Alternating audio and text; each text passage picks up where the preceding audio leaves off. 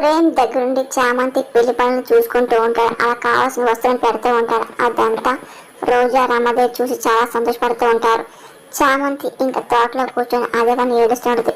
ఇంకా ప్రేమ్ ఇంకా వెళ్ళి బాధపడుతూ ఉంటాడు. ప్రేమించిన అమ్మాయి పెళ్లి దగ్గరుండి జరిపించే అవసరం నాకే దక్కుతుందేమో అని చెప్పి ఇంకా ప్రేమ్ బాధపడుతూ మాట్లాడుతూ ఉంటాడు. చీర గాజులు ఇక్కడ పెడుతున్నాను వేసుకోండి అని చెప్పి ప్రేమ్ అంటూ బాధపడుతూ వెళ్ళిపోతూ ఉంటాడు. ఇంకా చామంతి ఎక్కెక్కి కూర్చొని ఏడుస్తూ ఉంటుంది. అదంతా చంద్రిక చూస్తుంది, బాధపడుతుంది. ప్రేమ్ బాధపడడం చంద్రిక తట్టుకోలేకపోతూ ఉంటుంది. చామంతికి ఉన్నాయి రెండే రెండు బంధాలు బాబు, అది వాళ్ళ నాన్నగారు రామచంద్ర గారు, అలాగే మీరు.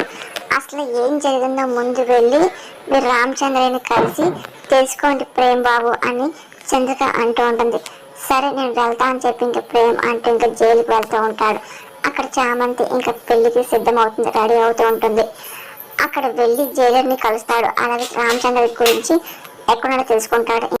కానిస్టేబుల్ వెళ్ళి ఇంకెక్కడున్నాడని చెప్పి చూపిస్తూ ఉంటాడు.